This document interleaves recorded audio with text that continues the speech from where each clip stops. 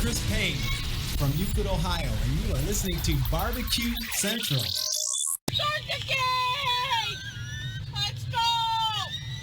We'll do it live. Okay. Well, do it live! I'll write it and we'll do it live! So to get that perfect barbecue, you use wood. Are you sure it's safe? Whatever. We put the lighter fluid on, strike the match, and... Oh! Should we call the fire department? That might be a good idea.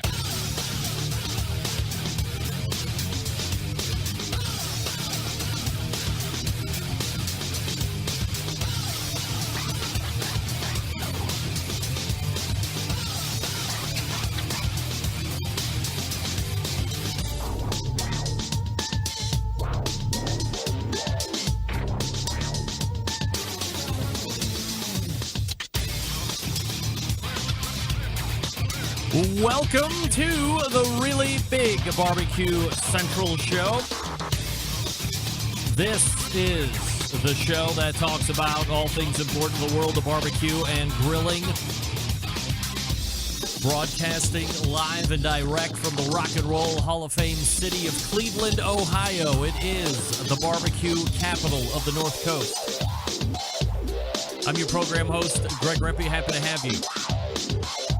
If you want to jump in on the show tonight via phone call, via email, however you want to do it, these are your 2 bits of contact information. You can get in touch with the show by calling 216-220-0966. Email Greg at the BBQCentralShow.com. On the Twitter and Instagrams at BBQ Central Show. Anything else you want to find out about the show can be found at the main website, thebbqcentralshow.com. And here's what's happening. Coming up in about 12 minutes from now, it is the first Tuesday of the month. And you know what that means. We will be visited by the pitmaster of Killer Hogs barbecue team. Also, I don't know if creator is the right term or co-creator with his wife of How to BBQ Right or howtobbqright.com. That is, of course, Malcom Reed, YouTube sensation, social media maven, not to mention world-class championship-winning pitmaster. We are in the month of May, and you know what that means for the likes of Malcom Reed, of course, Memphis in May. So we'll be hitting on that as we run up to that big event, because we won't talk to him again until after that event has transpired, the first Tuesday of June, to get a recap. So we'll look at it as the event approaches. A few other things to talk with Malcom about as well.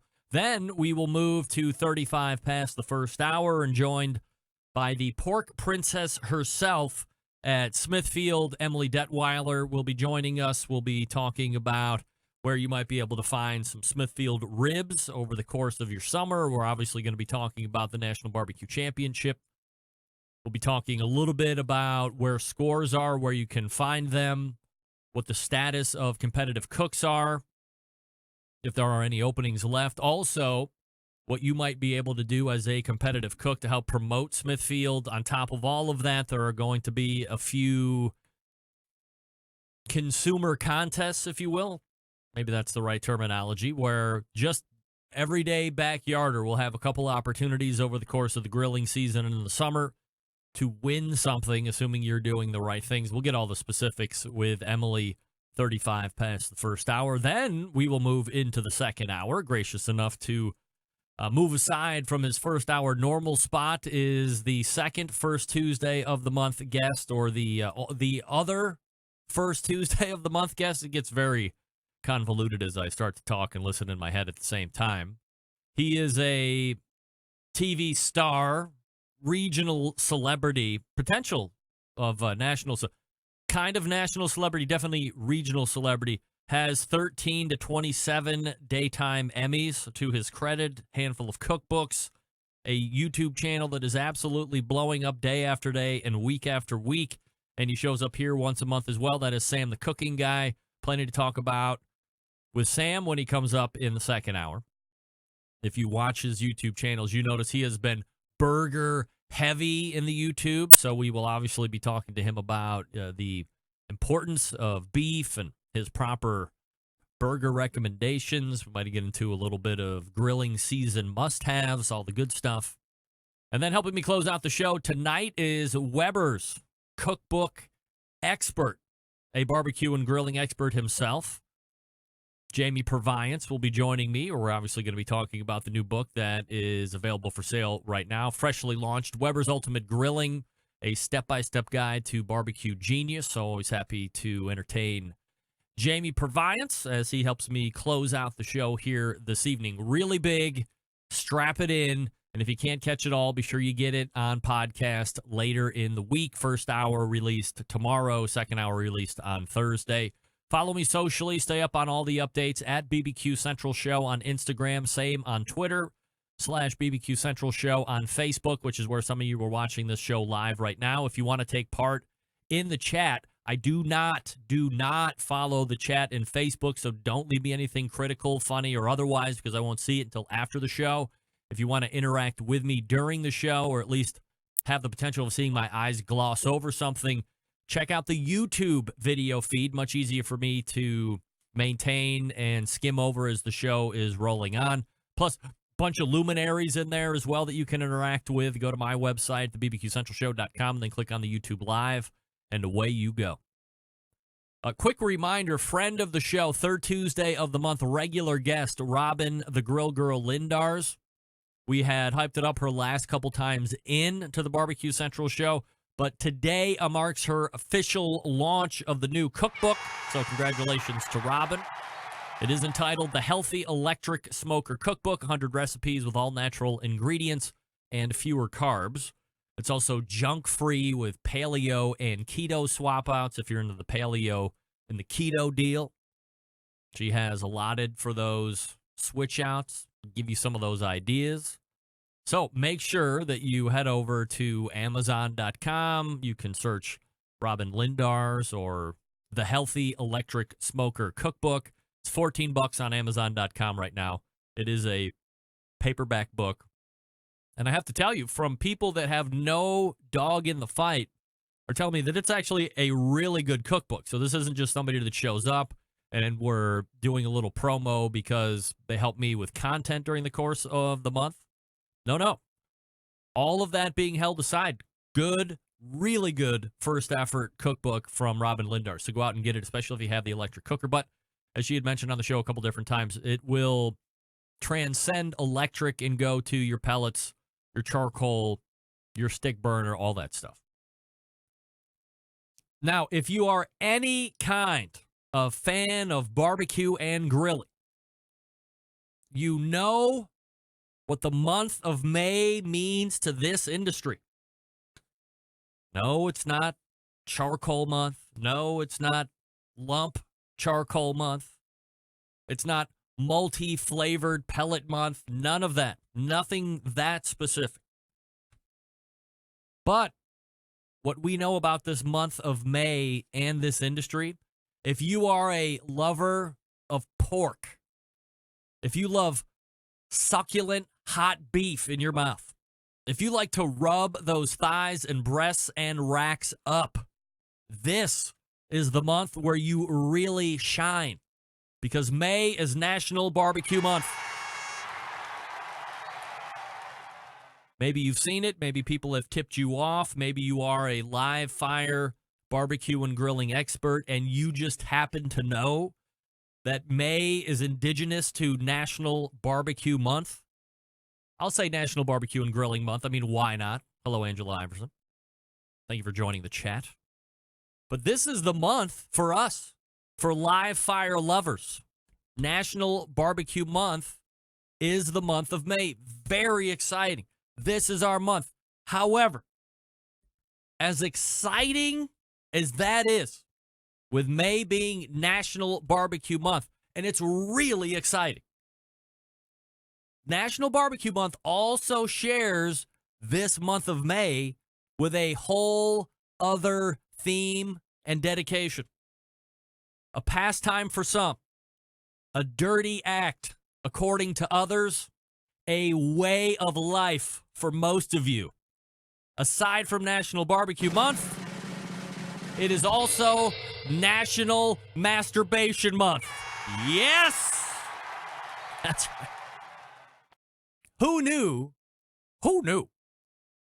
that you would have National Barbecue Month and National Masturbation Month all mashed up into one. I mean, it's not bad enough where you could tune into the show on any random Tuesday and hear things come out of my mouth where if you didn't know the show, you would be wondering. That's why I have the bumper. If you didn't know the show, you might think it's the best Triple X show ever on the internet. Because the terms and the things that we say, crazy. And if you come in the wrong time, you might tune out very quickly. So, National Barbecue Month, yes. National Masturbation Month, yes. There you go. Actually, I was refreshed on that through a best of show by John Solberg, which we'll talk about at the top of the second hour.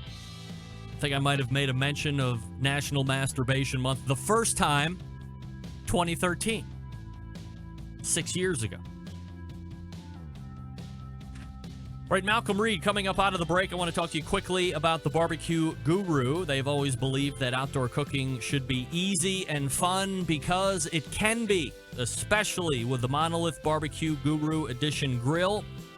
The Monolith is the world's first temperature-controlled smoker with a built-in power draft fan. This means smarter control, greater freedom with automatic temperature control. Easily choose your cooking time and temperature. Let the Monolith do the work of a sous chef or a barbecue pitmaster with minimal effort. You now have oven-like precision at the grill, and you can serve the tastiest, juiciest meals each and every time.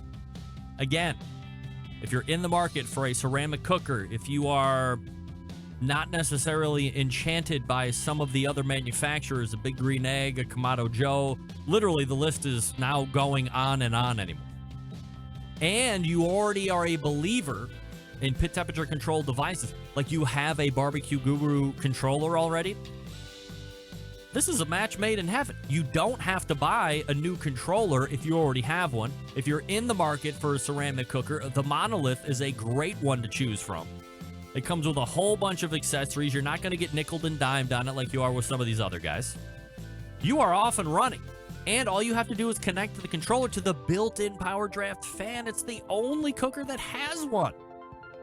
How easy is that? Super simple, really great. BarbecueGuru.com is the website. 800-288-GURU is the number to call if you have any questions. Again, 800-288-GURU or BBQGuru.com. That's BBQGURU.com. The Barbecue Guru continues to be a breakthrough in barbecue technology. And maybe you checked out my Facebook page and saw where Bob Trudnak and Mo Kason and some of the other folks on the West Coast, was it the Wildwood barbecue contest from last year, I think? They've made that into a episode of like a Pitmasters kind of thing. So check it out if you haven't. It's on my show Facebook page. Malcom Reed coming up out of the break. Stick around, I'll be right back.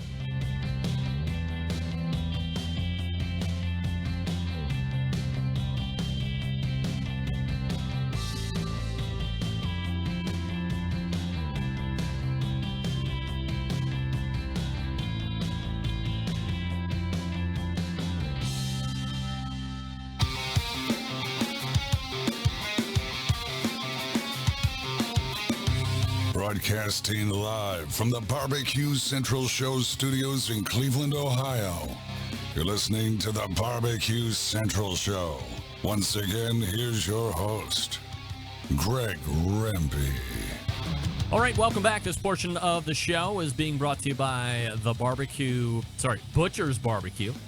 Makers of award-winning injections, marinades, rubs, seasonings, barbecue sauces, grilling oils, all of Butcher Barbecue products tested on the competition circuit as well as in the backyards worldwide. Be the pitmaster of your neighborhood and visit butcherbbq.com right now to stock up on it all. Again, that's butcherbbq.com.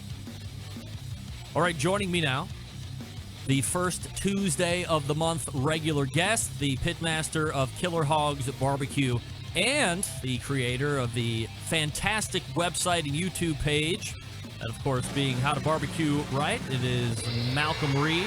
Malcolm, how are you, buddy?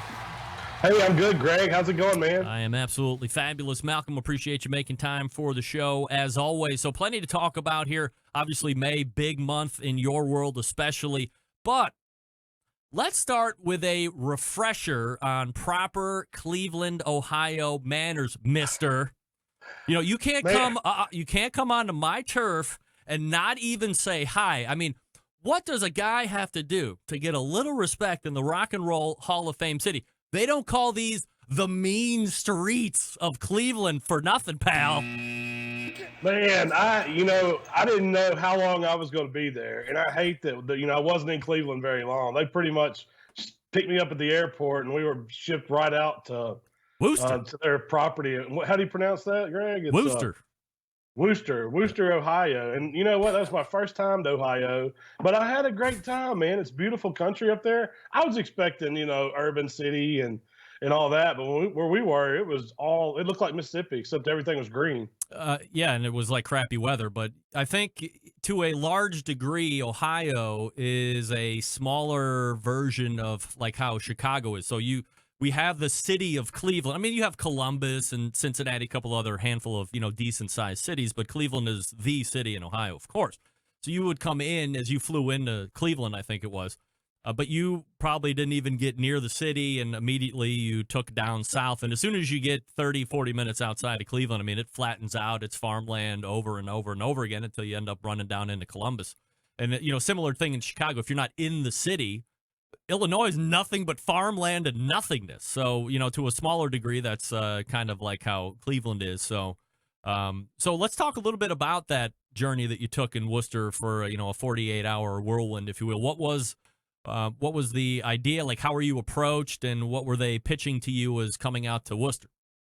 Well, I met Chef Michael Ollier from Certified Angus Beef last year up at 17th Street at Mike and Amy's hog class they did.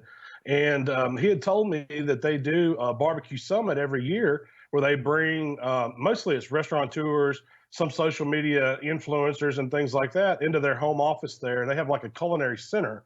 And they pretty much just gave us a rundown, introductory to the Certified Angus Beef brand and what it stands for. We got to go in their meat cutting room and learn all the different cuts of a cow. We actually broke down the front quarter one day and then broke down the back quarter, the hind quarter one day. We did a sausage making class. We went out and toured a farm, and all this happened within 48 hours. Yeah. So it was jam packed. I didn't really have any downtime. So was it pretty tight as far as distance? I mean, you weren't getting shipped out 30, 40 minutes away. It was all pretty tight to where their HQ is there in Wooster? Well, everything happened at the culinary center there in Wooster. And the farm we went to, I think it was about a 35-minute bus ride. So it wasn't too bad. And we were out there it was like a breakfast that last morning. They took us out there and, did some cool stuff. I mean, I'd never seen sirloin steak cooked on a pitchfork, like fondue style in a big vat of oil. And they were doing donuts too. And it was pretty cool. So what was the one or two things that maybe you didn't know about Certified Angus Beef, or that you didn't know altogether that you're coming away with armed fresh with info? Well, pretty much just the standards they hold to their brand. I don't know why. I just never put two and two together. There's a whole lot of beef brands out there, like there are chicken and pork. I mean, I just never really thought of it. I've seen Certified Angus Beef. Everybody knows CAB. Yep. But you see USDA Prime. You see, when we think of beef, we think of more the ratings, like, select, choice, high choice, prime, and then the Wagyu up there. But I really didn't have any firsthand experience learning about a brand of beef and, how it started and why it's, some of the better beef that you can actually buy. Malcom Reed joining me here on the show. How to BBQ Right is his website. How to BBQRight.com is the website. You can find him socially. How to BBQ Right on all the different social media channels, of course, and the Pitmaster Killer Hogs Barbecue. We'll get to that here in a second. Can we talk some beefer here for a second? Yeah, man, I had those guys come in. That was some fun videos right there. So for the folks that aren't familiar with beefer, and if you aren't able to see it, it's going to be perhaps a little bit of a difficult picture to paint, but best you can, tell us a little bit of a mental painting of what the beefer is, what it looks like, how it operates, and then we'll dig in a little bit from there. Well, if you've ever been to like one of the higher end steakhouses where they serve these steaks that they cook and it's a high heat broiler. I'm talking 1,500 degrees temperature. You can imagine, and all of it cooks top down to where the heat's coming from the top of the unit, and whatever you put up close to it is just searing. It's just creating that crust, that kind of that quick sear on the outside. And while it, when you get your times down, it cooks the inside perfect. And that was what intrigued me about it. And I saw it a couple times last year at some different hardware shows. And the guys said they'd come out and show me how to operate one. So I jumped all over it. I wanted to learn more about it. All right. So is this something where they just wanted to piggyback on your great YouTube following? It's easy for them to come out and kind of show their wares in front of a whole bunch of hundreds of thousands of different subscribers, and you're happy to have them because you were interested in the product, or were they compensating you in some way? How did that work out? No, they did leave the beefer behind. It's still sitting on my counter. Yep. But so I guess that's what I got out of it. But it was one of those things where I met Chef Cooper from there, and he was a barbecue guy over in Georgia. So I kind of knew him, and me and him had traded emails before he ever got involved with the beefer. And so he kind of told me about it and told me how those guys were working. And they had a competition at the World Foods last year for the guys that didn't place. You were top 10, but you didn't make it. You didn't advance to the second round because you had to be top 5. And so I went and hung out because one of my friends made that. And I just, they were cooking some cool stuff on it. And it's more of something that you can it's not just for searing steaks. You can cook all kinds of things on it. And I thought it was pretty cool, man. I'm kind of a student of, so I wanted to, if there's something out there that I can learn, that's kind of the approach I took to it. Yeah, so that's the question that I wanted to ask, because I would assume your backyard kind of looks like mine. You might have 5, 7, 8, 9 different cookers kind of littering the porch and the patio back there, all of varying different fuels and burn styles and so forth. So as you look at that one versus a Traeger or a Rectech or a Weber Gasser or a charcoal-driven cooker, how does this one rate, and how often do you see yourself really using it? Well, it's not really, to me, I can't really compare it to a grill because there's no comparison. I mean, it's not a grill. It's a broiler. It's a high heat broiler. I mean, I could see myself using it, if I had some people come over and we were wanting to just cook some steaks and let everybody kind of get a hand at doing their own or something like that. Or, want a quick dinner. We've used it a few times just when I didn't feel like firing up a grill, and Rochelle can go out there and turn the beefer on, and we can have steaks in 10 minutes. So it's pretty handy and something like that. I see it as something to go along with your grill. I haven't played with like doing some reverse sears and actually using it to finish something. I think it would be great in that technique, but it's definitely a piece of equipment that would come in handy in your outdoor kitchen setup if you've got everything else. It's not going to be the be-all, end-all of grills or anything. Are they trying to capture like a higher end mark? I mean, from the videos that I saw, you're doing maybe one at a time. You're letting one rest and kind of get to a certain internal temperature, the way he was going over how to cook those steaks. So it's not like you're going to be able to chuck 5 or 6 or 7 of those on. It's like one at a time type of a thing. Is it a higher end affluency market they're looking to grab? Well, I would think so. I think it's so new to the United States that people really don't know where it's fitting in the market. But because over in Germany, where it originated, all the chefs are using it, but they're not into grilling as much as we are. They may not have the space or the access to good fuel, charcoal, propane, be it. But that's where they're finding it to use, and they're just trying to get some recognition out there, let people see it, and see where it fits in. Do you know what the price point on those are, retail wise? I believe the small one was like around $800. Wow. And the bigger one was like right at over 1,000 or 1,100, something like that. I didn't really look at the prices, what they said, but they're right in that price range. And there's some knockoffs out there already too. I think there's a few that are cheaper than that on Amazon. So it's something that you'll probably be seeing more of here in the next few years. Malcom Reed joining me here on the show. All right, Malcolm. So this is the month of May. That obviously means Memphis in May. We had talked about Memphis in May and some of the changes that were going to be going on in the venue here after this competition takes place in 2019, as far as looking ahead into that and were they going to have to move it and whatever's going on there. How is Memphis in May 2019 shaping up for you? I saw you doing kind of a rib practice type of a thing a couple days ago, and you had a number of racks on there, and certainly Memphis in May is a different beast altogether as far as competition, so you have to cook that kind of mass quantity of food depending on if you final or not. So how are you ramping up into the 2019 version at a run for a world championship? Well, I've really been practicing trying to get these baby backs down because I've been cooking mainly KCBS contests, and we cook St. Louis cut spare ribs. So I had to, work back on some times, and I just ordered 24 racks of ribs, so I've got to cook a lot for Memphis, and that's why you keep seeing, putting pictures out there with me doing a lot. I'm just trying to figure out the smoke, how long it's taking, how long it's taking me to wrap that many ribs. We'll be running 2 pits. We'll be running 12 racks on each one. So we're just kind of, working out the timeline and dialing a few things and tweaking some recipes. Are you going to be running? Crossing our fingers. Are you running a couple different cookers? Are you going to run a Jambo and then something else, or 2 of the same? I'm taking 2 Old Hickory ACMMs, and I'm taking my Jambo as well. And then I'm taking a couple pellet grills. We're doing everything. We're doing all the ancillary contests.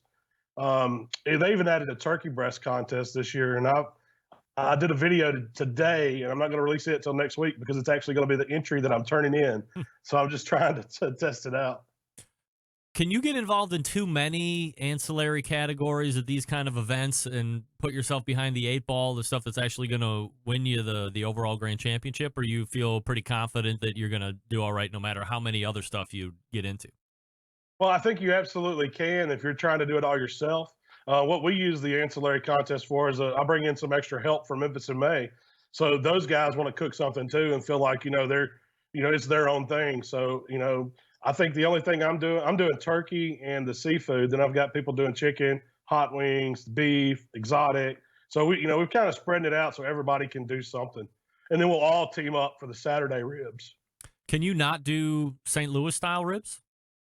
You could. I mean, the rib category can be any style rib except country ribs. So you could do whole spare ribs, St. Louis cut, or loin back, baby backs. All right. So what's the pitmaster mindset of going away from a cut of rib that you're used to, as you had mentioned with a KCBS, and then going to a loin back rib? Well, traditionally, the loin back rib has been the Memphis style rib. Most of the contests around here, especially MBN, which is modeled on Memphis in May, they're all loin back ribs, and that's what those judges are used to seeing. So we're going to give them what they're used to seeing, but I'm also going to take some spare ribs just in case. I got a little curveball that I think I want to work on throwing in there. So I'm not going to let the cat out of the bag in case too many people listen. They get the same idea, but I'm coming in prepared. Do you spend time over a 12-month period, since the last one ended, to building up to where we're going to be at here in a couple weeks, and picking people's brains about flavors and profiles and tenderness, or do you think that it's more or less will remain the same in that regard? Holding the offsites or the onsites out of the equation at the moment, but just the cooking process, does that tend to remain the same, or do you have to evolve? Well, it remains pretty close to the same. Mark West from Tin Bones has won ribs the past 3 years in a row, so I don't think it's changed a whole lot. We're all kind of chasing what he's doing. And so that's what I'm shooting for, to just not be outside the box at Memphis in May. You got to get lucky, but you got to cook a good rib too. Can you approach him and pick his brain, or is he pretty guarded with what he does? He'd probably tell me if I asked. Now, I don't know if it'd be the truth, but he'd tell me something. I mean, does it really go back to, I've had any number of KCBS pitmasters, obviously winners in Memphis in May, and most of the time when we talk about, let's say, doing cooking classes, you say, well, are you really telling everybody what you're doing and laying it all on the line like you say you are? And they said, well, yeah. And it always comes back to, I'll tell you exactly what I do. Where the disconnect is going to happen is I'm going to go one direction, you're going to go into another direction, and now you actually have to make that happen in your own camp at whatever contest you're going to be at. You subscribe to that? I absolutely do. In this game, it's all on how you finish. We're all using a combination of the same kind of flavors for the most part. Everybody's smoking with some wood. We're cooking a tender rib. So, the only way you can really, set yourself apart is nailing everything, every aspect of it. So, and that's what makes it hard. It's a challenge. Even every rack that I cook won't turn out exactly the same. So I've got to pick the best that I have that day, get them turned in, and then hope I get some luck too, and then hope the judges that come on site. That's the whole other animal too, the on-site factor.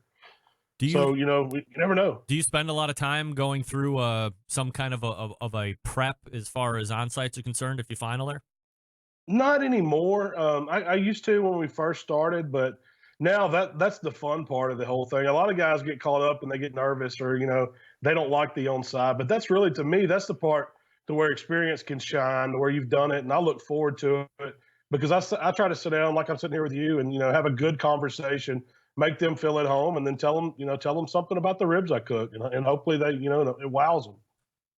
Do you buy into the fact that if a judge shows up to my site, let's say I final, and they show up to me, and they don't know me from any Tom, Dick, or Harry, but then they show up to a Chris Lilly or a Melissa Cookston or a Mike Mills. I mean, the list goes on and on. For these folks that have been on television that also do the Memphis in May, the Orsons from the Shed, a lot of television time, a lot of being under pressure and being able to produce words and do all the sentence structure and all that good stuff, sell it, if you will.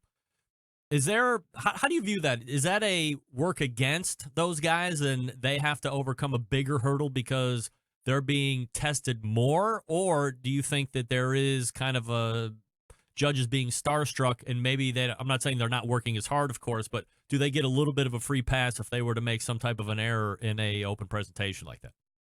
Well, I think a lot of it's human nature when it comes to that, because they've seen these guys and they know kind of what to expect. You kind of have a higher standard for those teams that make it year in and year out. So it is more difficult, and I think that's why you see a lot of the same ones winning. I mean, they're great cooks. They were there, for a reason to begin with. They can only do something wrong to hurt themselves, because I'm sure they go in at a pretty high score just because of the names of a lot of them. But it is harder for a guy that's never made it to jump in there with them. I mean, you have to really, really have some good product that day to beat them. Because I've done it myself. I've beat other teams with lesser barbecue just because we outsold them, and that's part of it. That's the game we're playing there. When you are leading up here to Memphis in May, and obviously we'll get the recap when you come in June, like how are you feeling right now on a scale of 1 to 10? I'm going to say a 10, but I always feel like that going in. You have to ask me Saturday morning. Have you heard anything about this big impending Memphis in May social media sponsor?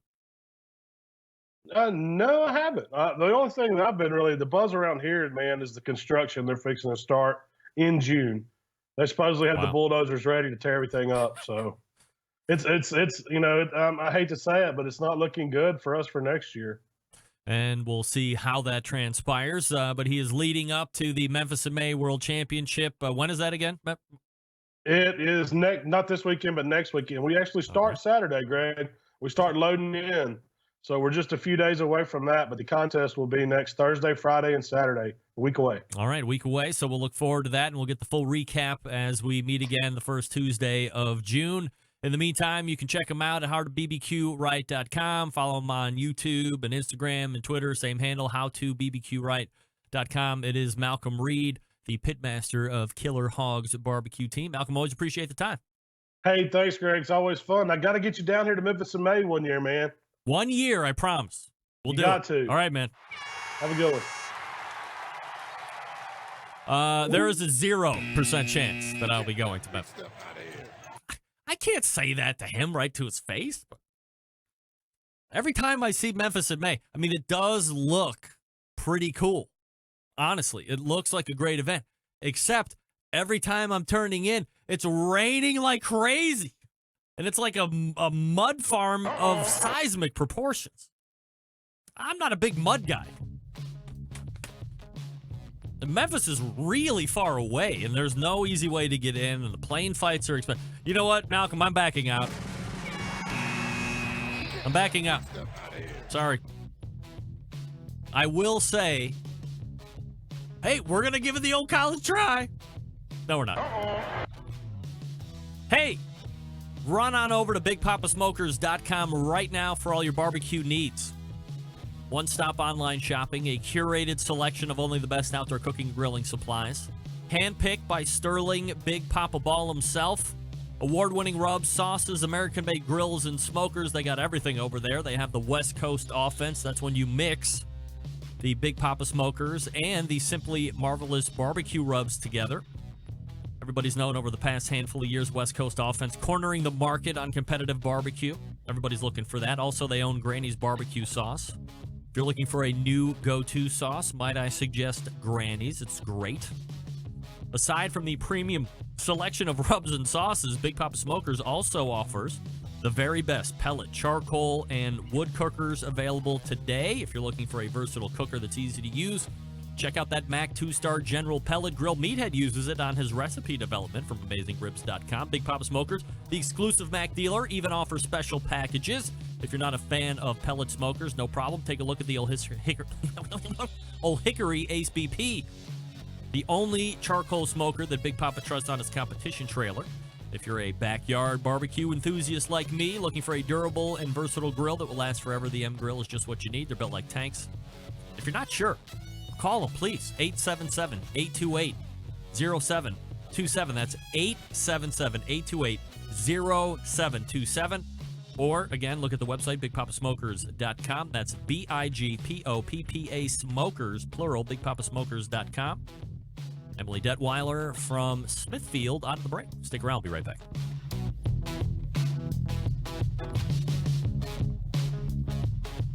Continuing to produce incredibly mediocre content in an exceptionally professional way.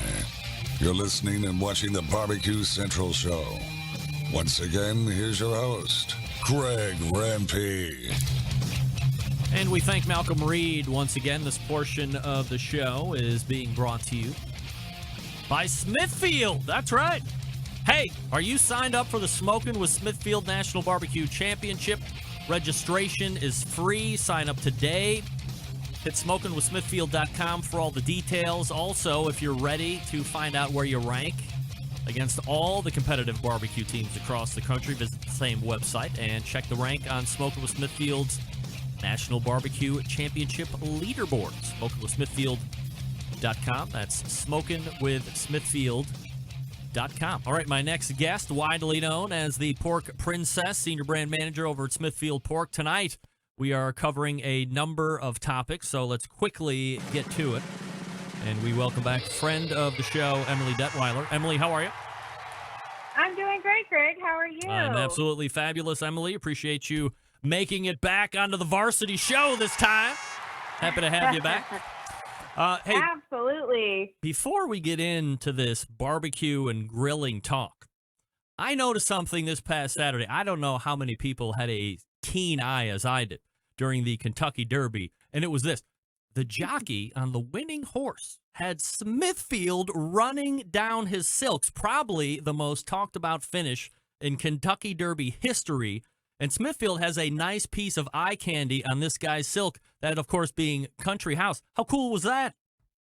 It was pretty cool. Definitely a controversial finish for sure, but certainly an exciting one. And, it's just a fun way for us to try to attract another audience in another fun sport to watch. So, yeah, really excited and glad to see the championship finish. So is that a thing where you sponsor a rider, or do you is it like a promo buy or something, and the guy just agrees to put Smithfield on the silks? How does that work? Actually, we sponsor the jockeys themselves. So kind of like in the sport of barbecue where we're sponsoring individual pitmasters. We sponsored some of the jockeys. So excited to see where that takes us. On a scale of 1 to 10, where are you on thoroughbred racing, excitement-wise? Oh, my. Well, it's, in my opinion, it's not quite as exciting as the field of competition barbecue. Really? No, I like it. I do like it a lot. I would say it's not something I'm super familiar with, but learning. So we'll talk about some Smithfield stuff here quickly. And the last time that I had Belinda on, we were talking about the Committed Cooks program. And at that point, she had said there were still a very small handful of spots that were still open. So let's just address that real quick. We'll get into some of the other Committed Cooks here stuff, or Committed Cooks stuff here in a second. But are there any more open spots, or is that a closed, done deal at this point? It's pretty much a closed, done deal at this point. We've been really happy with the continued success of that program. And, again, really thankful for all of our committed cooks out there that have continued to showcase their partnership with Smithfield. again, we couldn't do it and continue to invest in the sport without continuing to see the engagement. So we appreciate it very much. From the national championship realm, the leaderboard, from what I understand now, is live on smokingwithsmithfield.com, correct? Yes, it is. Okay, so I good. just have to give a big shout out. We are really excited about that, with the leaderboard being live, and just huge kudos to our partners at Barbecue Data and also at Edge to help us really get through all of that. It certainly has been a big process. We've had a really great barbecue council team of some of our pitmasters as well, helping us navigate through all of that. It's been a great learning experience, and we're really excited to have it live. We put a couple of extra weeks in it to make sure that the data was as accurate as possible when we did go live. So I know that to some who are anxiously waiting, it felt like a little bit longer to get it out there, but we wanted to make sure that we got it right. So really appreciate all of the great work that's gone into that. It's certainly the first of its kind in terms of what we're trying to do with really unifying the sport, and really, really proud. So what I would advise the listeners to do is to sign up. Just as a reminder, it is free to register to participate, and then if you're not registered, we're tracking everybody's points. But you have to officially register on the site. I think it's by July 1st. So you do still have some time, but you must be officially registered if you qualify in that top 24 to come down to New Orleans and compete for the $50,000 cash. So again, I would just encourage people, even if you think you registered, just go back on and double check. If nothing else, confirm your team information as you look around on there. Because what I would really hate to have happen is somebody thinks that they're registered and they're not, and then they get to that top 24 and they don't get to go to New Orleans. So anyway, that would be my call to action for all of you, is to make sure that you go on to smokingwithsmithfield.com, register, or just double check that to make sure that you're in good standing. Emily Detweiler from Smithfield joining me here on the show. And when you say you're considering everybody, you mean all sanctioning bodies? Yes. So, we're getting all of the data from all of the major sanctioning bodies out there. What I mean by that is, even if you have not registered to be part of this program, we're still tracking your points. If you're competing in IBCA or KCBS, NBN, St. Louis, we've captured all of those. We're capturing those points. So, but you have to officially register with us. It's just a formality. If you want to come down and compete in New Orleans, which we definitely want to have you do, you have to be registered to compete. So that's what it is. And the championship taking place November 14th through the 17th of this year, again in New Orleans, Louisiana. So, I mean, it couldn't be more of a great place to have the what would be a grand barbecue spectacle taking place here in that city. Yeah, and you know what? We've got an awesome venue already reserved for this location. So we've gone on a couple different scouting trips to make sure that we've got a spot that's really going to be perfect for pitmasters and bringing their rigs and their gear. So we're going to be doing this at the New Orleans Motor Speedway, which is a really, really nice facility. So I think everybody is going to be very pleased. And we're planning some fun hospitality elements and surprises for each of the days for those who are going to come down and compete, and likewise for those who will volunteer and the judges, and that's a whole different discussion. But we're going to have a great experience for all involved. Yeah, so I was going to ask you, I mean, is there anything from a volunteering standpoint or anything that you need that you would like to get out to the listening public at this point, or are you pretty much all set, and if you need it, you'll pass it through social media channels and otherwise? Well, actually, great question. So we do have a call for judges, and what we've done is to try to make everything as balanced and fair as possible.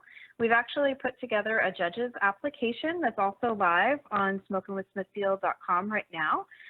So for those who are interested in judging, or for listeners who may know someone who would make a great judge for this event, what we would ask you to do is just go on smokingwithsmithfield.com and fill out the judges application.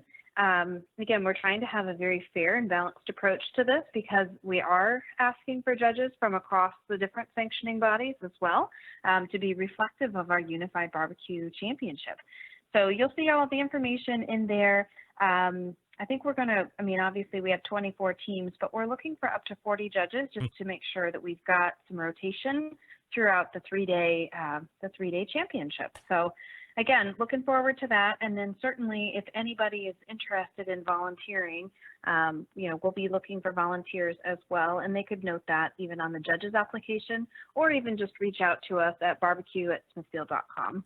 So from a judging perspective, are you going to have your own rules and way to tell what's good and what isn't as far as barbecue is concerned? Or will you be kind of stealing from some other sanctioning body kind of ideas? That's a great question. Thanks for asking that. So we've actually created our own rules, but again, we've done so with our Pitmaster Council, which includes cooks who cook across a wide variety of sanctioning bodies so that we could truly be representative. So we feel very confident that we've got a very nice, evenly balanced set of rules that we will be using at this event. And honestly, it's something that down the road we might be able to use at other events, but that's a totally different topic. But again, we really wanted to make sure that we were balanced and fair and thinking about this from cooks who cook in a variety of different sanctioning body formats today. All right, so hit up the website smokinwithsmithfield.com. Again, make sure that you are registered as they are tracking everybody's points currently. And if you are going to be one of those top 24 teams, you got to be registered in order to get down to New Orleans, November 14th through the 17th, and take advantage of that. All right, so one of the other things that I wanted to talk to you about, obviously, spring, in Cleveland, it's very questionable if spring has actually shown up here or not with the terrible weather and cold weather and all that other stuff. But grilling season is here. Obviously, grilling and barbecue season goes hand in hand with ribs, and Smithfield and ribs kind of go hand in hand as well. So let's talk about ribs availability, the kinds or the brands from Smithfield that are going to be available to us and where we can get them at. Yeah, absolutely. So definitely grilling season is upon us, which is awesome. I know that extra tender ribs are always a favorite among the barbecue audience. So we are doing some different things in our distribution this year. Really the primary place that you're going to find the extra tender ribs specifically is going to be at Walmart. So similar distribution to what we had last year. It's pretty national in scope. There are a few markets where unfortunately, one of our other competitors has the Walmart business in just a couple of the markets. But for the most part, you'll find us nationwide in your Walmart stores. Certainly, you'll find even our frozen spare ribs in all Walmart locations. So that's good, even if you need to turn to frozen for that purpose. But yeah, we've got our St. Louis, we've got our back ribs and our spare ribs really through Labor Day. And I know that with the Royal finally being announced in September, again, great time to stock up and make sure you've got what you need, because typically what happens is once Labor Day hits, then Walmart goes back to their other more year-round distribution. So if you are a fan of the ETs and you want to have them before the Royal, I would just encourage everybody to make sure that they are thinking about that toward the end of August. So anyway, and then the rest of our availability, and just check with your normal local grocers for our Smithfield all-natural ribs. Those we lovingly call the Black Label ribs, but those are really, they're just as great quality. They just are not enhanced, obviously. And really, a lot of retailers are following the consumer trend of not having enhanced products. So it's just a fair balance from our distribution perspective, but both of them are great quality in terms of what you might need on the competition circuit or at home. So from a marketing perspective, it's kind of an interesting answer that you were giving. Will you track like year over year and you'll see ET start to trend up and production will be representative of that? Or is there always kind of a, it's only going to be this percentage of ET and this percentage of Black Label, and whoever wants it more, we're going to have the same kind of inventory, but we might send more to this person or that person? Yeah, no, it's a great question. Really, a lot of that comes down to some of the strategic conversations that we have with the most senior executives at our customers.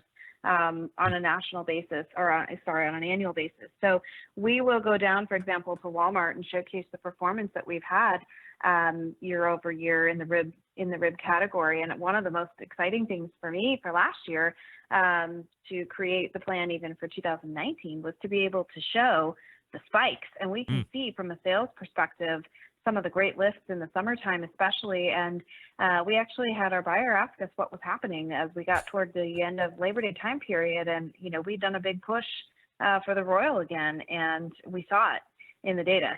So that type of thing is really exciting from my perspective, because it helps us continue to tell the story for why the partnership with retailers, and then also driving that through from a consumer perspective. So anyway, that's a long story, but essentially what we do is really work closely with our retailer partners in terms of where we've got distribution and where we can continue to grow distribution of our branded products. And then from a marketing perspective, we plan our digital ad buys and things like that around where we've got distribution. So, yeah, but we've also got our Get Grilling America program, which is coming back for the next iteration. And we had such a great success with it last year that we were excited to bring it back this year with a slightly different twist. So this year, what we've been doing with Get Grilling America, and we launched it actually at the Richmond NASCAR race in April.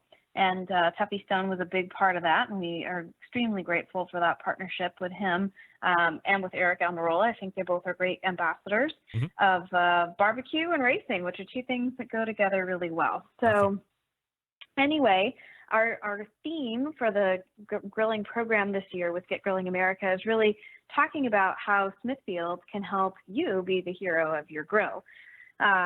So we've got a consumer contest on our Get Grilling America website.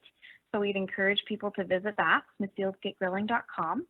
And you can talk about how Smithfield helps you be the hero of your grill, whether that's, for a big neighborhood cookout or just your friends and family during the weeknight type of thing. And there we've got a nice cash program or cash prize option up to $5,000 for that. And then we also have kind of an overlay, if you will, for our Walmart program specifically, where we're talking about, this goes back to the idea of NASCAR and barbecue kind of fitting nicely together. So we've got a Team Fast or Team Slow sweepstakes that's in support of our Walmart program, which is kind of fun as well. So you can still find more information about that on smithfieldgetgrilling.com. But I would encourage our listeners here to take part in that, because the idea is, and it's obviously something that competition barbecuers know very well, do you like to cook your ribs hot and fast, or do you like low and slow, those types of things. And so we're trying to inspire consumers on whether they like to grill their ribs fast, Team Fast, like Eric Almirola, or if they prefer low and slow, maybe like Tuffy. So anyway, just kind of a fun little overlay to get people thinking about the versatility and quality of fresh pork on the grill during the summer. All right, Emily, I'm going to ask you the $100,000 or the $5,000 question. Do you like hot and fast or low and slow ribs? Oh my gosh. Well, I like both. I know that's probably the cheating answer, but I do love to go. Let's offend people. Let's go. We're courageous on this show. Tell you, my husband has a Big Papa Smokers smoker that he painted red, and it's beautiful. And when he decides to get up the racks and hang the ribs and do it low and slow, there's just nothing better. I love the tenderness and juiciness of the ribs that have been smoking all day. But I will say, from a hot and fast perspective, when I come home from, a crazy hectic day at Smithfield, there's nothing better than just turning on the Weber grill and throwing a marinated tenderloin on there and having a great tasting dinner in a very short period of time during the week. So yep. I do like them both. Yeah, well, I mean, because I love to live in hypocrisy, of course, I love both as well. If I can get the stick burner going, if I'm not running people to volleyball and jetting off into places east and west and south of the Mississippi, and I have the time, I love to throw sticks, do the pork, all the ribs, all that stuff. But, man, that seems to be few and far between at this point, or at least at this station of life. And I know you're kind of going through it along with me with younger kids. And you're right. I mean, it is nice to get it fired up and get something hot and fast, and it's still delicious. So We Yeah, agree to we're agree. actually going to start doing, I think we're going to have to start doing tailgates at 8U baseball tournaments because when we're out there at the field all day, I think we're going to start taking our little Weber Q1200 with us in the car and cooking up some pork chops or marinated tenderloins for folks, get those boys fed between games. It's crazy. Yeah, good food for them, and there's no doubt the Detweilers will be the popular parents on the 8U team. No question about it. Heck yeah. Absolutely. So Heck yeah. visit these websites, won't you? Smithfield, getgrilling.com for the consumer contest that we were just talking about. Otherwise, smokinwithsmithfield.com. Make sure you're signed up for the National Barbecue Championship. Points are being collected right now, but you have to be signed up in order to take place in New Orleans. And again, those dates are November 14th through the 17th. Emily, always appreciate the time you give to the show and the support. Thanks so much. Thank you. You got it. There Take she care. is. Emily Detweiler from Smithfield showing up on the Fogo Charcoal Hotline. That's hot and fast right there. Smithfield pork and Fogo charcoal. It doesn't get any better than that. A great flavor, both in the pork product itself. And you know Fogo is bringing the heat when it comes to the actual heat. But great flavor there as well. You know you love it. Fogo fans are some of the most dedicated fans out there. All right, we will wrap the first hour. I'll give you those websites again when we come back. I will talk to you. Let's see. I'll just leave those for next hour. All right, stick around. We will be right back. Big name interviews, advice on cooking brisket and ribs, and the only host willing to share his honest opinion on all things important in the world of barbecue. It's the BBQ Central Show.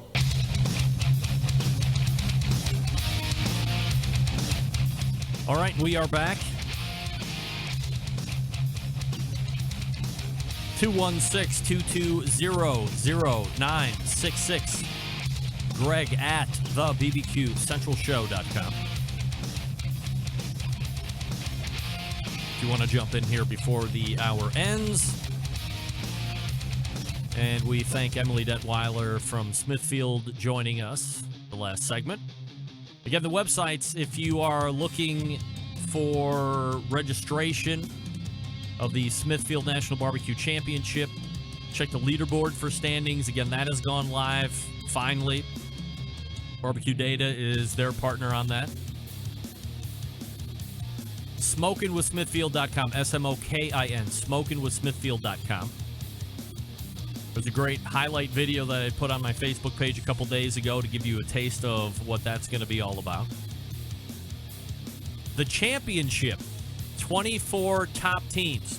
And again, this is a cross-sanctioning body, so it doesn't have to be just KCBS teams or just FBA teams or just IBCA teams. Dare I say a Texas Gulf Coast. Is that still a thing? St. Louis style or St. Louis Barbecue Society, all that stuff. They're tracking all your points right now. You have to go and sign up. SmokingWithSmithfield.com to do that, and the championship takes place in New Orleans, Louisiana, November 14 through the 17th. That's November 14th through the 17th. Also, thanks to Malcom Reed for joining me in the first hour. KillerHogsBBQ.com to get his rubs and products, or you can go to howtobbqright.com and check out the YouTube videos. There is a podcast that he is doing now once a week. I think that gets released every Monday or something like that.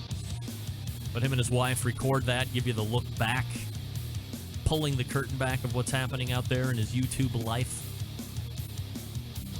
Had some sound issues the first handful, but I believe they're now in season 3. I haven't checked one out in a while, but I'll go back through with my discerning ears and then lend feedback to Malcolm and Rochelle as needed.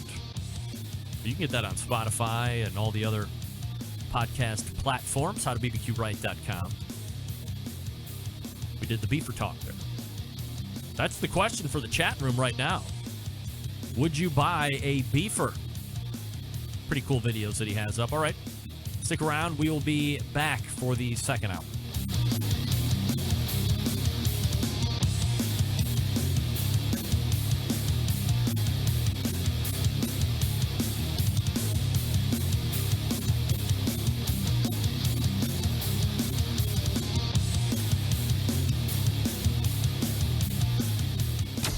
Hey, what's up? This is JM, host of the Celebrity Grill podcast on iTunes, and you're listening to the Barbecue Central Radio Network. All barbecue and grilling, all the time.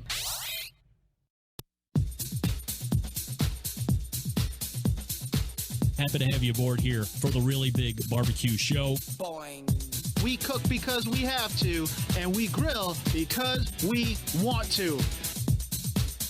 Hit me! Fine, how's it going? You have a great show. I'm a big fan. Boing. So what seems to be the problem here? This man looks like he's dead, and he's in the crackle. Charbono! It's all about the charbono, dude. Succulent fish. What? He ate 54 wieners. Oh, listen, Lavernius, shut your face. I'm shaking like a dog shit peach seeds. We have top men working on it right now. Top men. And just like that, we are into the second hour. You have found the Barbecue Central show. We talk about things that involve live fire in some form or fashion. Sometimes no fashion at all. No barbecue or grilling stuff that we've talked about. We do that every now and again. Thanks again to Emily Detweiler and Malcom Reed for joining me last hour. If you're just tuning in now, you missed out. However, you are certainly more than welcome to grab the podcast tomorrow, either through the platform of your choice on podcast, or you can just go to my main website and check out the archives right there. If you don't want to do the normal podcasting stuff, like through your smart devices or whatever, just go to my website Wednesday, Thursday, Friday every week, and all of the new episodes are right there. You don't have to be held hostage by the podcast terrorists if you don't want to. If you are past that, you don't want to get involved with it, it's too technical for you, the list goes on, then just go to my website like a normal human, and you have all the archives right there on the page. You're fine. Very easy. But again, first hour will be released tomorrow, second hour on Thursday. Friday, I'll get to here in a second. Still to come on this show this evening, Sam the cooking guy and Jamie provides. Here we go. You can follow me socially at BBQ Central Show on Instagram. Also, the same handle on Twitter /BBQ Central Show on Facebook. And from what I understand, quite a decent eyeball view on the YouTube. So that is continuing to grow. I think Facebook is probably still the bigger live and chat, whatever. But we are encouraging and pushing people over to the YouTube live stream. I know Jason King is a big believer in the YouTube live stream as well, so he knows everything about YouTube. He's a YouTube expert. That's where we can really start to engage and interact. I can steal your questions that are really good, pass them off of my own, and look really smart in front of the guests. I would never do that. Coming up on the best moments of the Barbecue Central show in 10 minutes or less. This Friday, what do? We journey back to 2013 and chat with one of the co-founders of Code 3 Spices, Chris Bonemeyer. Also, we have a recollect visit with my mom during her then Connie's Recipes Corner segments. Amongst other items that we talk about with her, she shares a recipe for minestrone soup. So be ready with the release in the podcast feed this coming Friday for the Best Moments show. Now, the Best Moments is the only true podcast that the show is offering at the moment. That, of course, executively produced by John Solberg, Michigan embedded correspondent, a longtime contributor to this show. So you have to be subscribed to the Barbecue Central Show podcast feed And if you are, you will get that every Friday as a thank you from us to you for subscribing. Plus, you get the week's shows released in podcast if you miss it. Hate that you miss it, but if you miss it, I certainly understand. You get Tuesday, Wednesday, or you get Wednesday, Thursday, and then you get the Friday best of. Yins Love Barbecue says, YouTube is a great place to watch because it plays nice with Chromecast to his TV. Thank God for Chromecast. Otherwise, Yins would be wondering what the hell's going on. Get that big stuff out of here. Yins better be acting nice. So look forward for the Best Moments show coming up on Friday. Again, Chris Bonnemeyer, Code 3 Spices, and a segment with Connie's Recipe Corner sharing a minestrone soup, just to name one thing. Usually it's a appetizer, a main course, and a dessert. We get you the full meal. So that was, 6 years ago. I don't remember exactly. I believe, as I had mentioned at the top, that's also where you might hear what else month it is. Not just National Barbecue Month. You know what I mean? And then there's this. You are reaching out to get the top 10% of foodie rich folks when you make this kind of a product available. That is what? 100% dry aged Wagyu beef hot dogs. What? Get that big stuff out of here. From Crowd Cow. Yeah. 100% dry aged Wagyu beef hot dogs. Now, Crowd Cow has long been a trailblazer of high-end meat, only getting it from ranchers that they have been sourcing, going to the ranches, verifying quality, and then you become a stakeholder as you buy the meat from that particular rancher they're culling from at that point.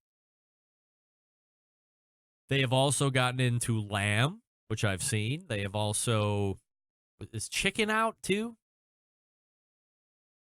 Some specialty stuff here and there. They had the olive-fed Wagyu a handful of months ago. I think we actually talked with the guy, Joe Heitzenberg, over at Crowd Cow when we were talking about the olive-fed beef that they were bringing in. One of my pals, Jason, I think actually had and tasted the olive-fed beef, the Wagyu beef, and he said it was really good, by the way.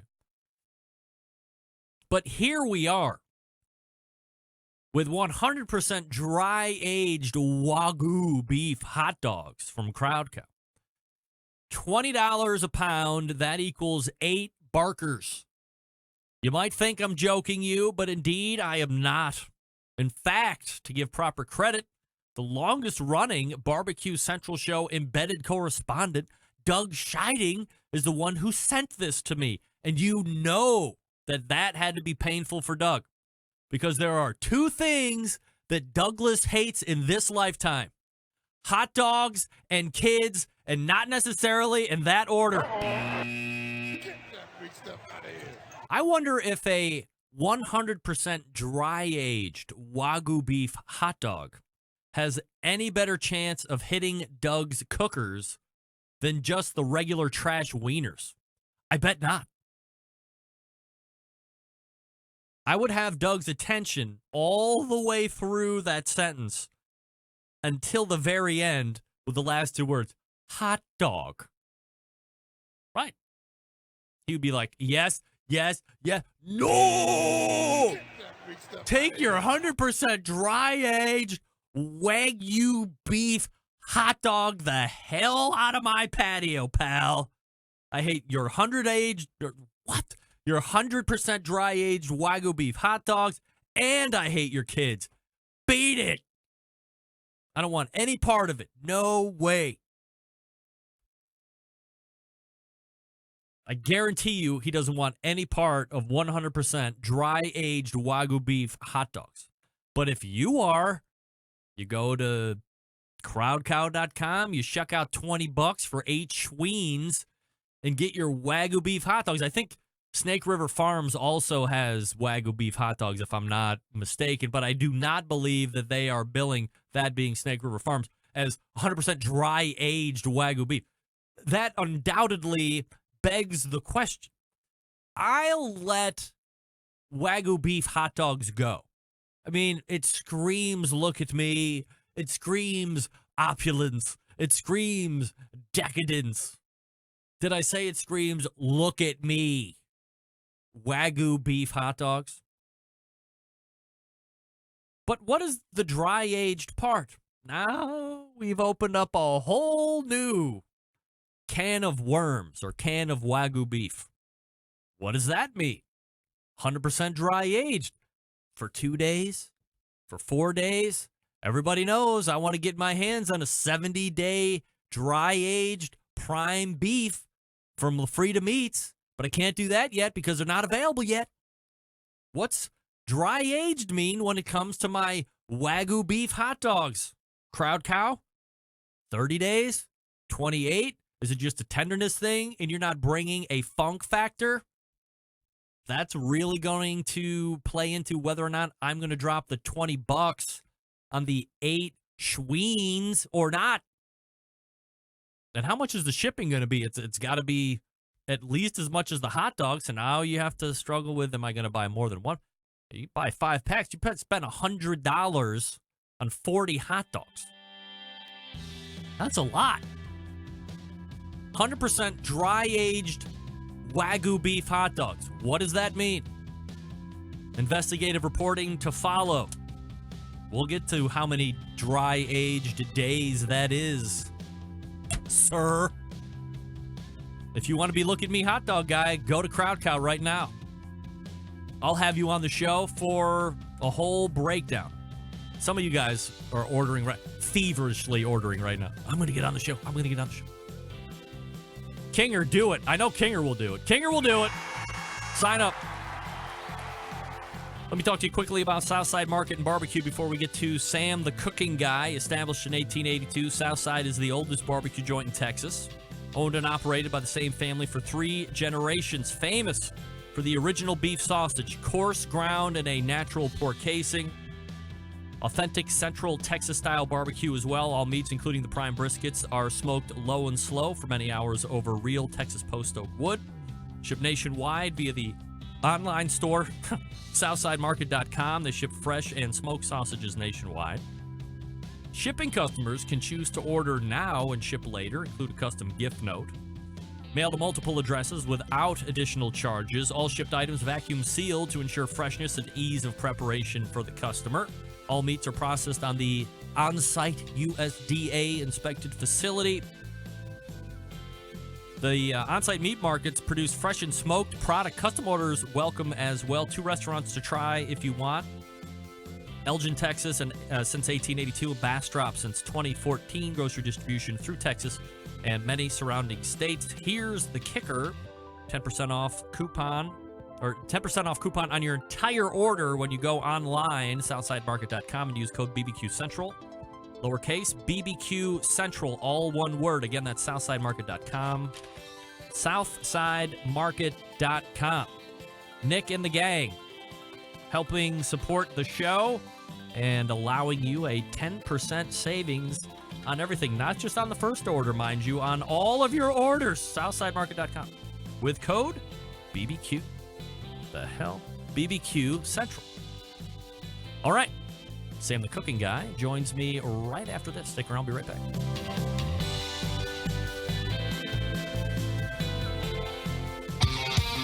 The only show giving you a monthly visit from a doctor of barbecue. A man actually named Meathead. The author of a barbecue Bible.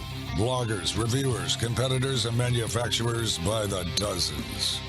It's the BBQ Central Show. Once again, here's your host, Greg Rempe. Hey, this portion of the show being brought to you by CookinPellets.com, your #1 source for quality wood pellets for all your pellet-driven cookers. Visit CookinPellets.com for more information or to purchase. You can also buy on Amazon.com as well if you want. No problem. All right, the other first Tuesday of the month guest happens to be a social media maven. He is on television. He is writing cookbooks. He's teaching classes. The list goes on and on, of course. It is Sam the Cooking Guy. Hey, Sam. What's up, Greg? How are you? Sam, let me ask you a question directly. This has nothing to do with what we were potentially game planning. I was just talking about this before we went to break and then brought you on. Are you familiar with a company called Crowd Cow? No. Are you Crowd Cow? Yeah. Are you trapped in a basement? I've never seen you wherever the hell you are. I know. I'm not at my place. You're in Cleveland in a basement. No. No, that's just for girls that are locked up and chained in a little box. That's how we do it.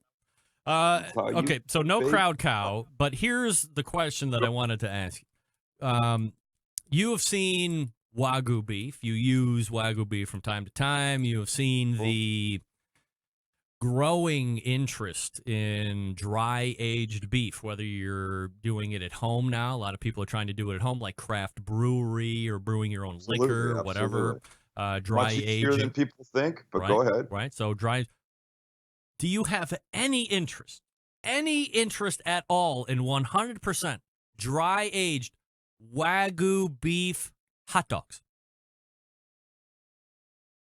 No, I have none. Get it out of here. Thank you. Are we trying to...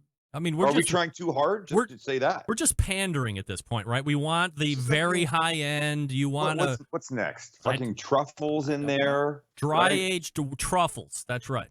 Wagyu dry-aged. With dry-aged Wagyu truffle hot dogs with gold effing leaf on the outside. How about those places that put freaking gold leaf on the top of their food gently? Yeah, well, what's his name is doing it full blown overlay, that Nusret, Salt Bay, the guy that does the salt.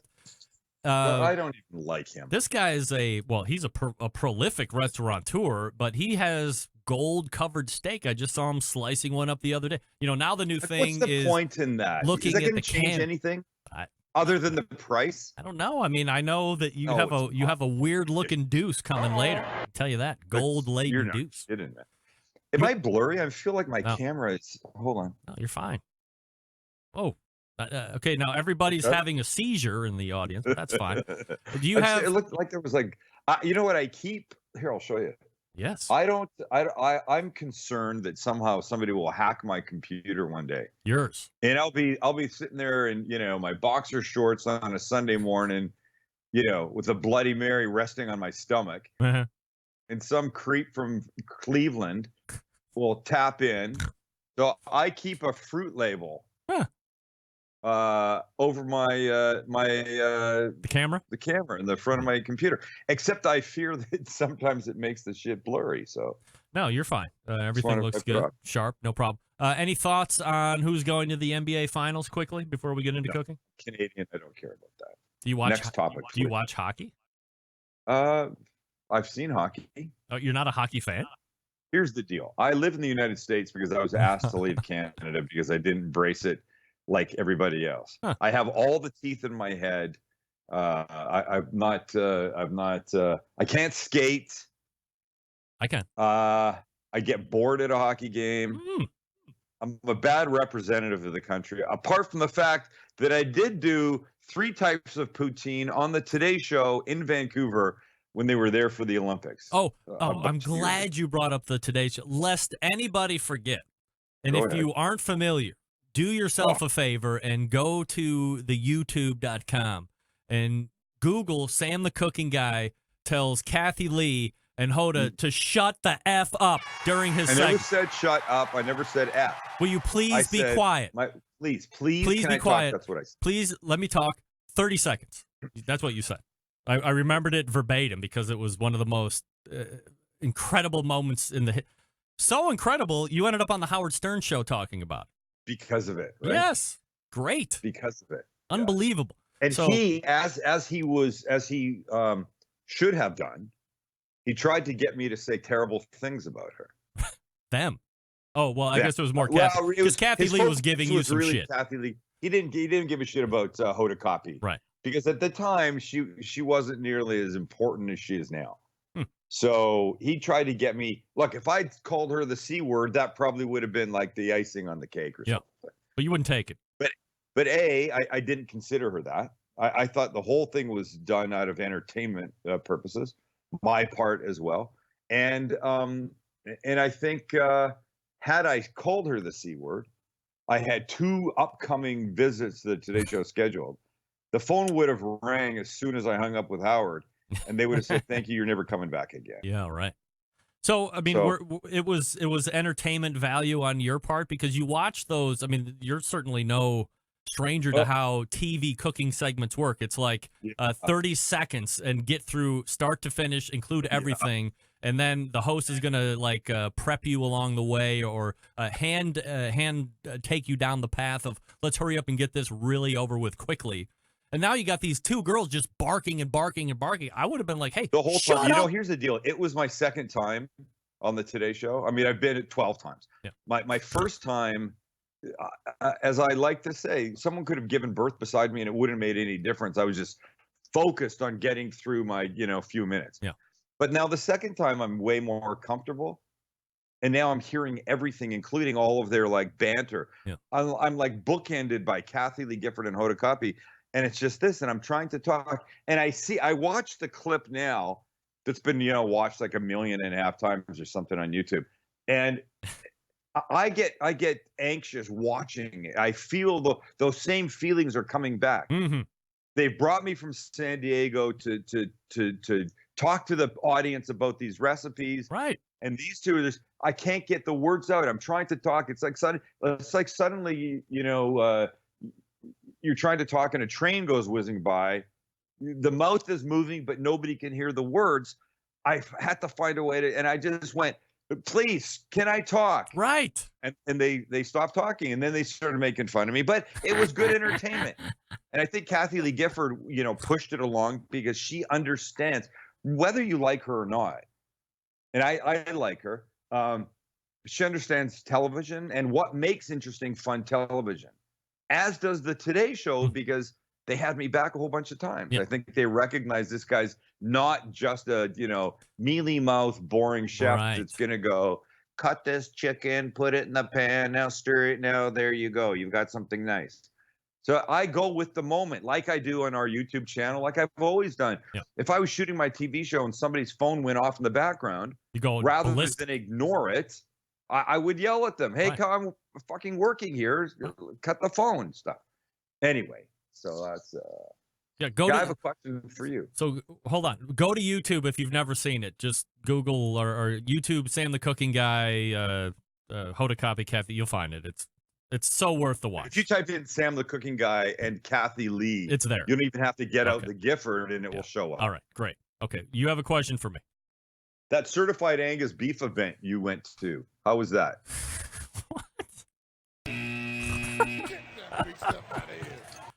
I didn't go to Certified Angus Beef event. What, wasn't there a Certified Angus Beef event like in your borough or wherever you live in that darkness of Cleveland? I just had you're the barbecue guy. I just had Malcom Reed on in the first hour. He's the guy you typically follow, and you made room for my sponsor, which I appreciate. And I assume you were semi-following these guys on Instagram a little bit, or something, or I'm not sure exactly how you found out, but go ahead, stumble your way through this.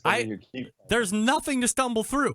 I didn't get an invite. That's it. It's easy enough. A bunch of dickheads. How do you not get invited to that? I don't know. I'm not here. What have I always said? I'm not going to sit here and pander and I live this way or I live this close. You should have. Here's why you should. I'm either building value on my own and you recognize it and you get aboard this train like all of my sponsors do, or I haven't done a good enough job at doing that, so you don't ask me yet. Or, and I'm not saying this was everybody, you have people that have played the social media system and appear to be a much bigger deal than they really are. Those people piss me off. Yeah. So, and those people piss me off. Very easy to pick apart who those people are. And here's what I say. and I said it Name last week. some of them right now. Come No, on. I'm not going to do that. But Come on. I will say this. It's very easy to figure out who I am and am not talking about, because if the people that I'm not talking about are showing up on this show, I'm probably not talking about them. Okay? Not bringing on malfeasance and ne'er-do-wells on my show. Nothing but the prime real estate. Now, I might get duped. Not the here and occasional there. ne'er-do-well? I mean, I get duped every Could now be and again, fun. just like everybody. Sure, but it's got to be in the right instance. But not on purpose, thinking that I'm passing them off as an expert or an authority. Look, I'm just giving you crap for that. Thank you. You know, there are Jeez. moments, there's things that happen in San Diego that I don't get invited to. And people with much less cred, street cred, or whatever go to, and they make a huge deal about it. And I look at that and I go, I didn't want to go to that stupid thing anyways.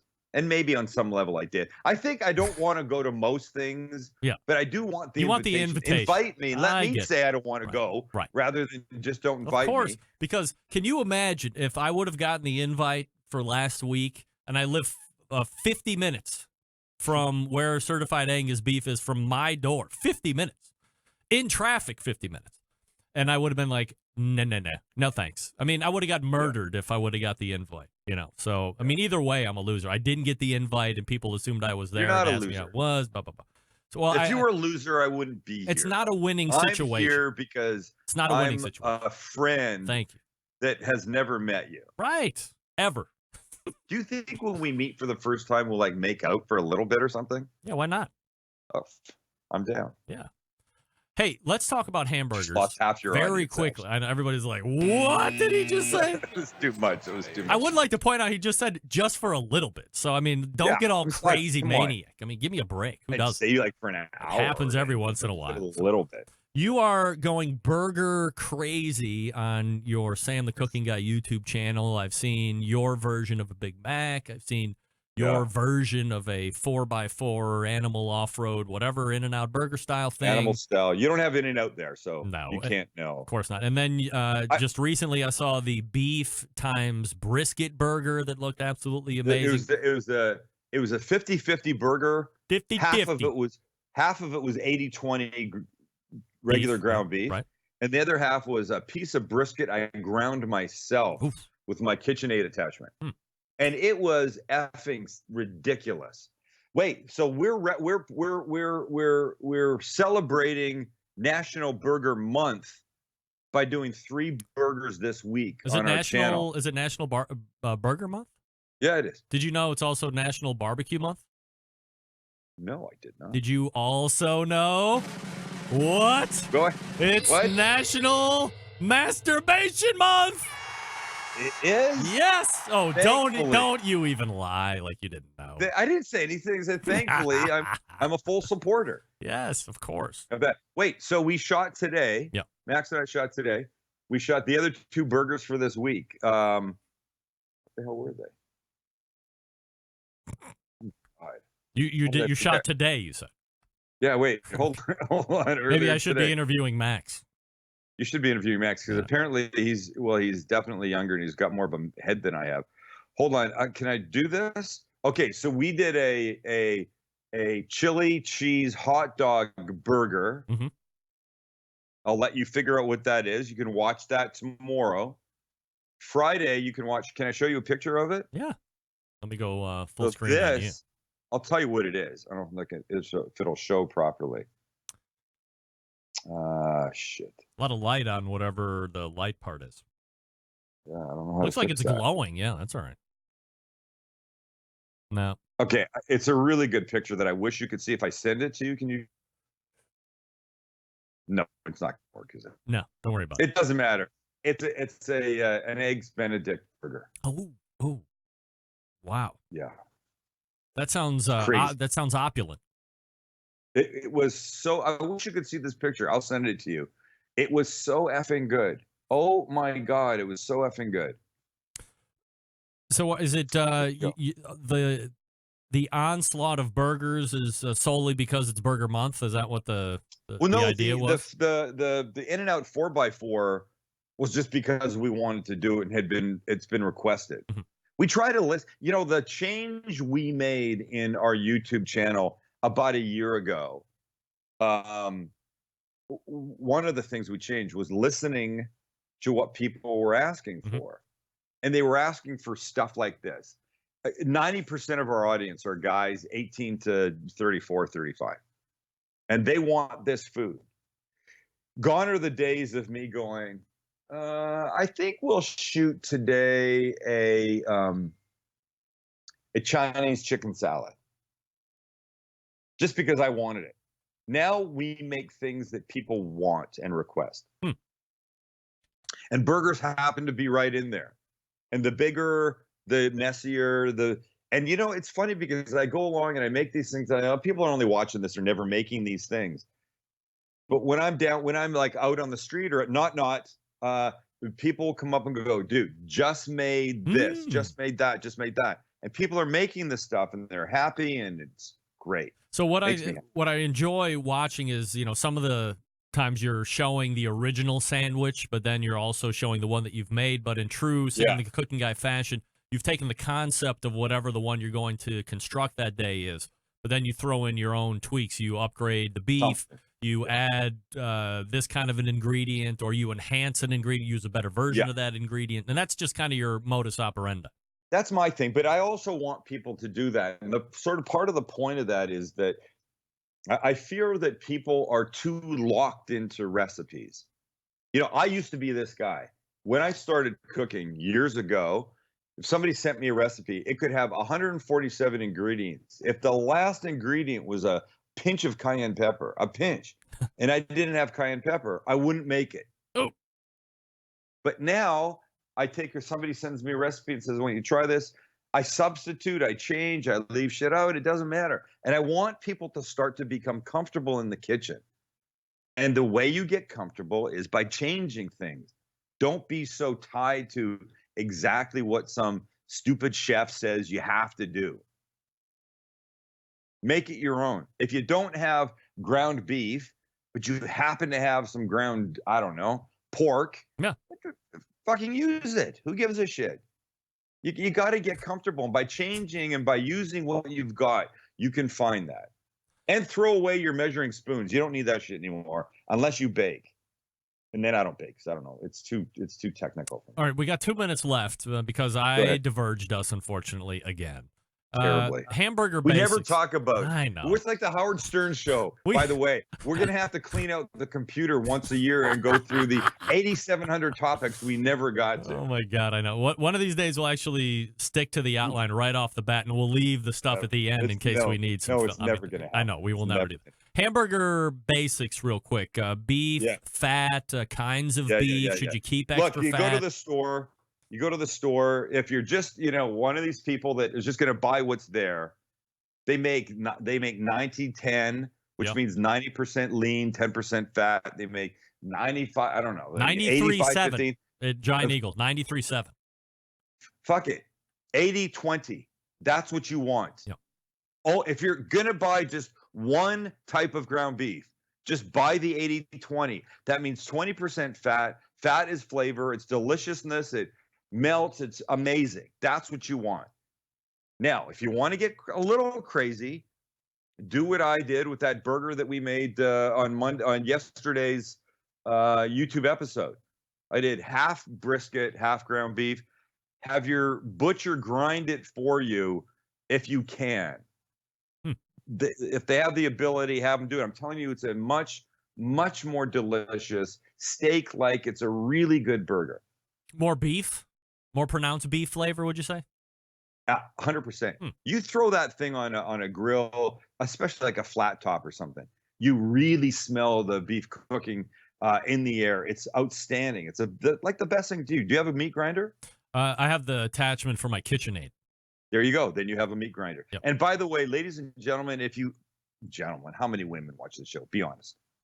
There's 2 in the chat room right now. There you go. Okay. Ladies and gentlemen, if you have a KitchenAid mixer, you go buy like a $15 attachment that lets you grind your own stuff. And it doesn't matter what you're grinding. Anything goes through there. Mm-hmm. Beef, chicken, pork, who cares? Veal. That aged hot dog with fucking Wagyu and shit like that. Which, by the way, is probably a good thing to do with that. Yeah, Grind right. that shit up and put it into something. Put that in a hamburger, and then you got your hot dog hamburger mix. Yeah. Okay. So basics quickly. I have probably 8 seconds left. 80-20 beef. If you're going to buy it straight from the store, learn how to cook a burger, and that means get a good instant read thermometer. Don't guess. All this bullshit that you would do, this isn't lean, this whatever, medium rare, whatever, well done. Forget that. Don't guess anymore. Mm-hmm. Get an instant read thermometer. A good one will read in 3 or 4 seconds. Don't overcook your stuff. Pull it out when it's medium rare. And for those of you that go, I like my stuff well done, smack yourself in the head and get a life and understand that well done is no flavor. I think the people that like the well done food, the well done steak or whatever it is, salmon, can you cook it more for me? Chicken, can you cook it more for me? No, I think the problem there is, a dog just came in.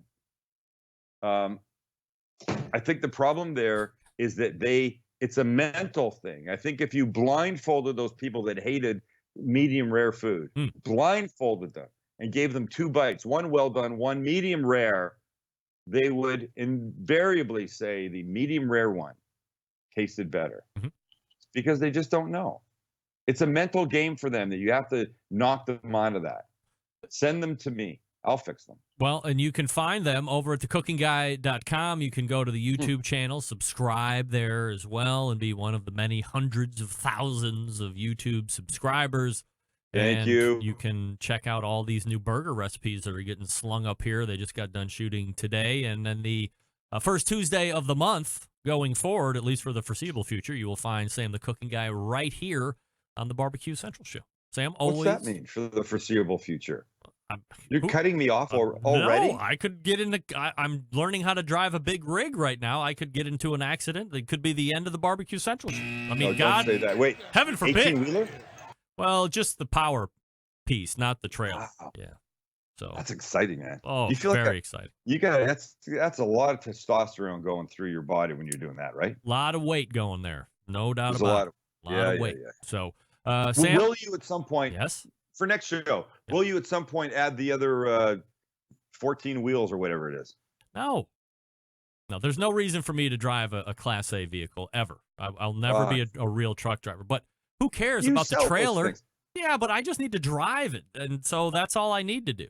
That's it. Come on. I'll come out there. We'll do it together. All right. Well, I'll think about it. We'll talk about it next month. All right, thanks, man. All right, You're the Sam. best, Greg. There he is, Sam the Cooking Guy. Appearing via the Fogo Charcoal Hotline. Little burger basic for you there if you just new to burgers. Jamie Proviance coming up right after I talk to you quickly about Green Mountain Grills, some of the best pellet cookers out there on the market today. As we were talking about earlier with Malcom Reed, you like to take them with you. I'm sorry, that was Emily Detweiler. You like to take the cookers with you now. She's going to be grilling it up for some 8U baseball with her son. I got, I don't even know what the hell we are with my youngest Marley in softball this coming summer, but I have a very diligent plan on bringing the Davy Crockett with me, and if I don't have the ability to plug it in a traditional outlet, I can use a 12-volt outlet right in my vehicle. It goes anywhere. I get that wood-fired taste. I can also get a bigger unit, Jim Bowie or the Daniel Boone if I want. Stick them up my patio. You know I got both of those anyway. So the Daniel Boone I will have to add. But I will be the king of the softball tournament this coming summer. You can go to greenmountaingrills.com and read up on both lines, the classic line and the prime line, which was just released a handful of months ago. 12-volt technology on all of those. They also have rubs, sauces, pellets, and all that stuff. greenmountaingrills.com. That's greenmountaingrills.com. Jamie Proviance coming up out of the break. Stick around. Be right back.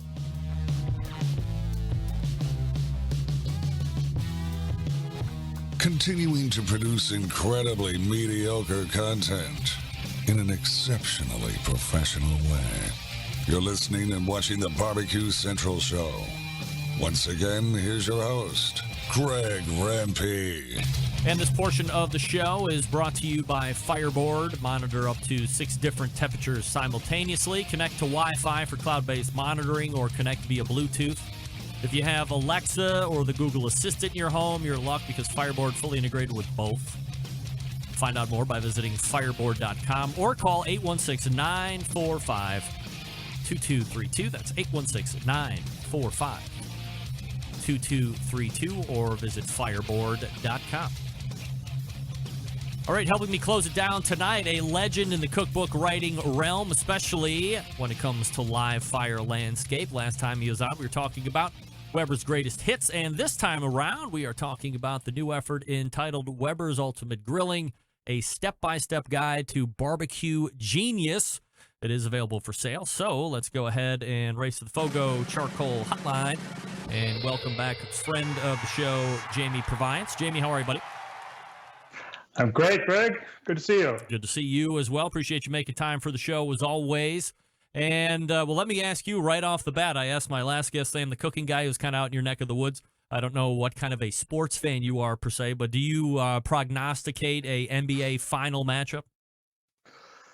Well, I heard you talking about sports. I'm much more of a hockey fan than that. Sorry, excuse for a Canadian that you were talking to. Right. I grew up in New England and played hockey a lot, and now live out in California where we have the Sharks who are doing remarkably well. They're in Game 7 tomorrow, so that's kind of where my attention is. Jamie Proviance joining me here on the show. You can find him at his website, jamieproviance.com, on Instagram and Twitter at Jamie Proviance. Jamie, this book, the Weber's Ultimate Grilling, a step-by-step guide to barbecue genius, is one that is being billed as the most forward-thinking, visually instructive, and easy-to-use grilling books ever published. Do your other cookbooks take offense? No, not at all. I tell you, I wrote a book about 10 years ago called Weber's Way to Grill. It was the most successful book to date. I mean, it sold millions of copies all over the world. It still sells really well in Europe, and I think you can still get it here in the U.S. But the thing about that book, we tried to figure out, why was it working so well? What did people love about it? It had a fair amount of step-by-step photography and a pretty good emphasis on techniques. Like, okay, here's the recipe, but here's what you really need to focus on if you want some top quality results. So this book is just taking that approach and just blowing it much bigger and greater. So instead of having, 3 or 4 step-by-step photos with each recipe, there are 8, 10, sometimes, 15 or 20 photos, because I think that's what people were really responding to. I mean, obviously the food has to be good. It has to taste great at the end. So the recipe's got to be really solid, but it's the instruction in that step-by-step photography that people seem to respond to then, and I hope we'll respond to it even more now because there's just a lot more of it. Jamie Proviance joining me here on the show. Is there a point to which you can give too much information? In other words, can somebody look at a book that is really directionally driven and go, okay, well, I cannot deviate at all, otherwise everything is going to go south? Or if I don't have this ingredient, I'm not going to be able to diverge. Can you have too much instruction? Yeah, that's a really good question. I've certainly looked at books. Some of the textbooks that I used when I was in cooking school were kind of like that, where it was so intense. It was literally a textbook. You just thought, this sucks. I don't want to do this. It sounds like a chemistry experiment, and I'm going to do something wrong. And of course, there was the chef there looking over your shoulder and his thick German accent telling you what a lousy cook were, and you never make it in this industry. So anyway, I've seen those kinds of books and definitely wanted to steer away from that. This sort of gets into how you make a book, how you design a book, so that just visually it's very welcoming. It's very easygoing, if you will. You got to have a variety of styles. You can't put too much text on any page. And there's a lot of information here, but you'll see when you look in the book, I think you've got a copy. It's sort of like looking at a little video, which is cool because it's like a film strip where you've taken out all the most important points. And you almost don't even have to read the recipe. You just sort of watch the images go by step and think, oh, I can do that. And that was always my goal. I never wanted to make, the most complicated recipes. Ultimate doesn't mean super intense, you're going to spend 3 days at this.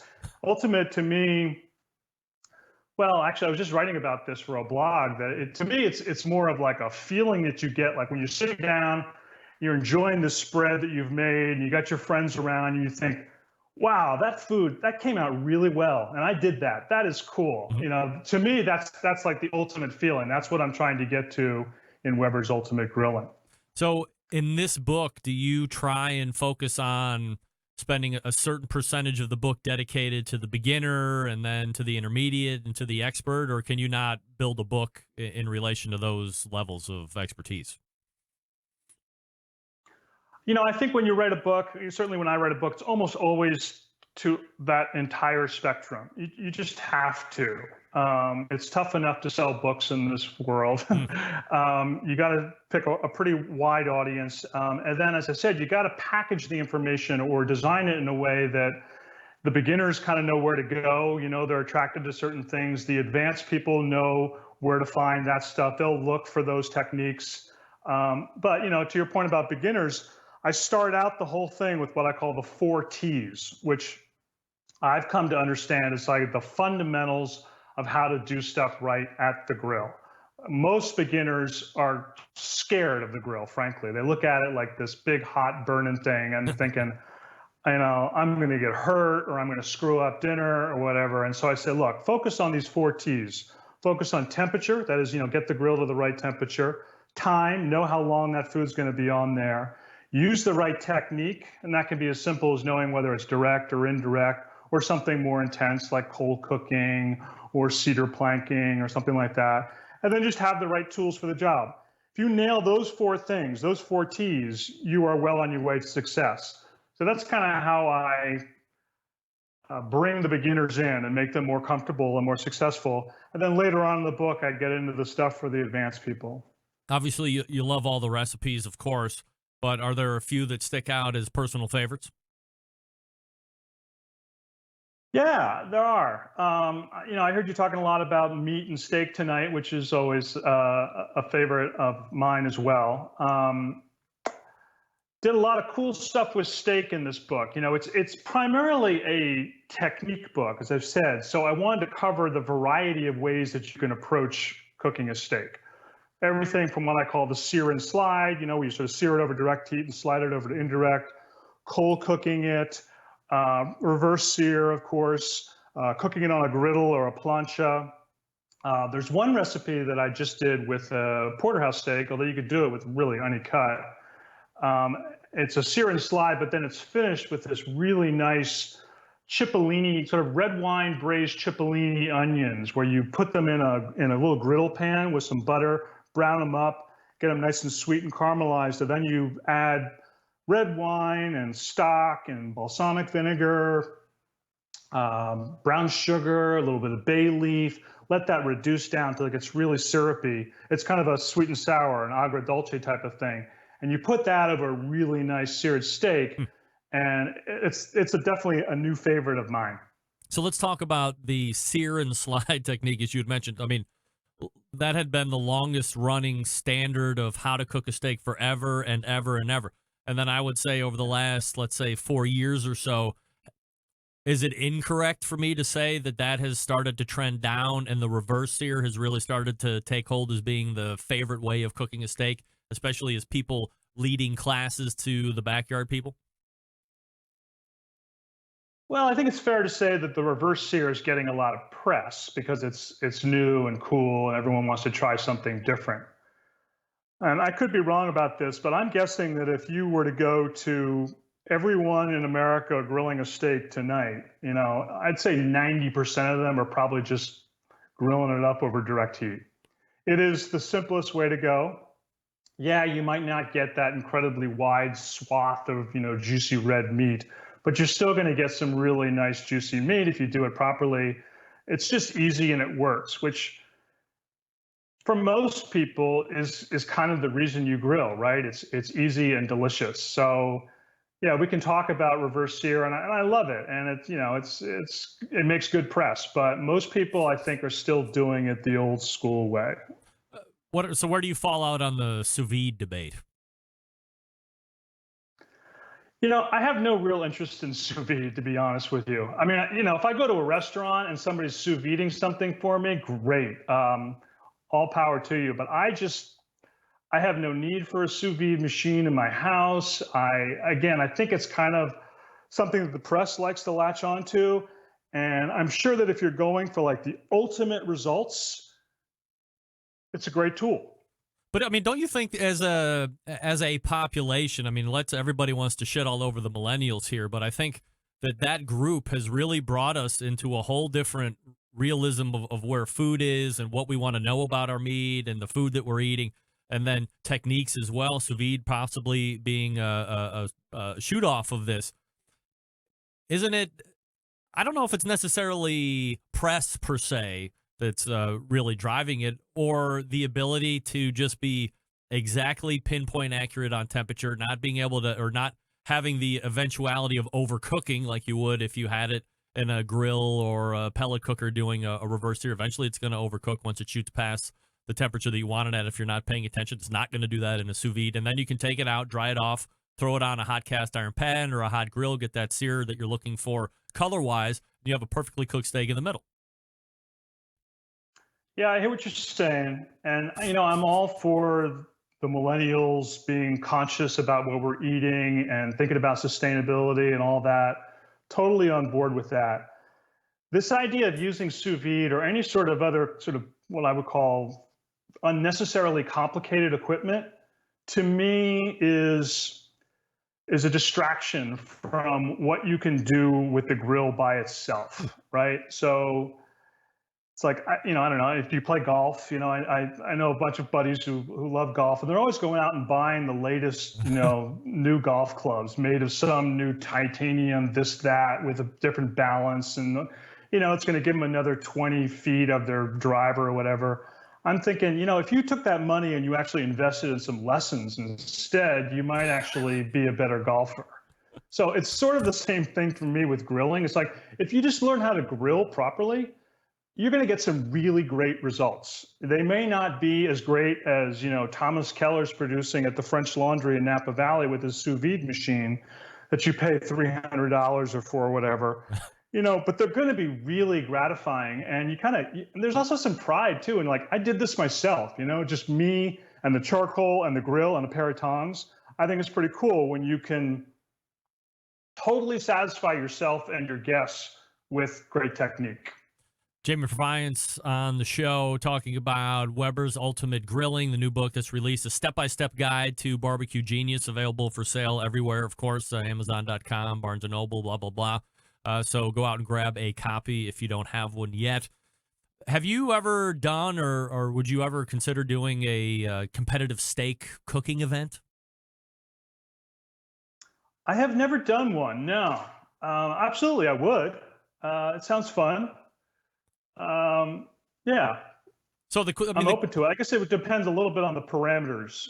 Some of them, they tie your hands behind your back and they make you, butcher the cow right there up on site. I'm just kidding, but they like to make these reality shows into something ridiculous. I'm not so much into that. But if I want to just go to a competition where everyone's got the same steak and the same basic pantry, and let's see who's got the best technique, I'm all for that. So, I mean, the question's a little loaded on my end, and I mean, I'm not surprised that you're a competitive guy and that you wouldn't mind taking part as long as the field is or the landscape is the same. And so, like an SCA event, for instance, everybody's going to cook a ribeye steak. There's a draw process. You can bring whatever cooker you want. You bring whatever seasonings and flavors you want. Certainly, there has seemed to have developed a certain way that the steak might have to look, blah, blah, blah. But, I mean, that's just competition. Barbecue has gone down that path. Steak competition might be going down that path. But all that aside, it's as even as the playing field as you're going to be able to get without any real regulation on what you should or should not be using from a cooking and a seasoning standpoint. Long way to get to where I'm about to get. You're down with doing the competition stuff.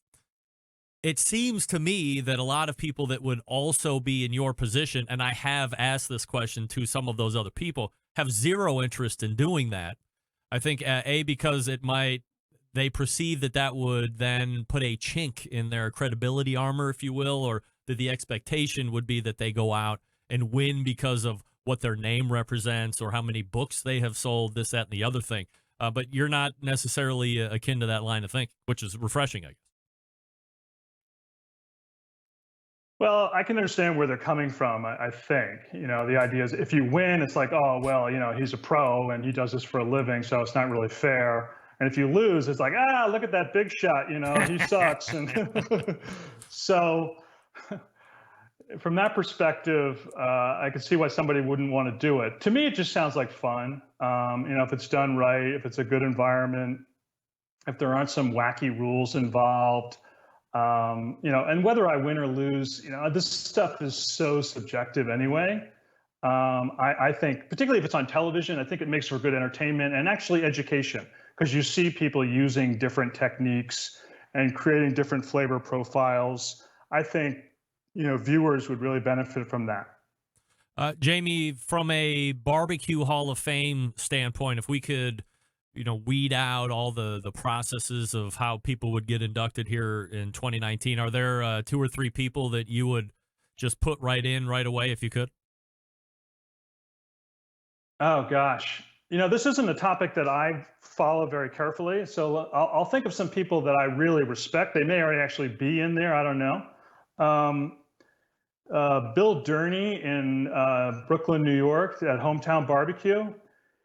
He's making some of the best barbecue that I've ever eaten, and I like his whole approach. I like the way that he involves his community, really reflecting the demographics there, and always paying homage to Louis Miller in Texas. I think he would be right up there at the top of the list. I think Chris Lilly is already in, right? Yes. Didn't he get in last year? Yeah, a couple years ago. Chris has been a friend of mine for a long time, and just an amazing ambassador for the whole sport of barbecue. Who else?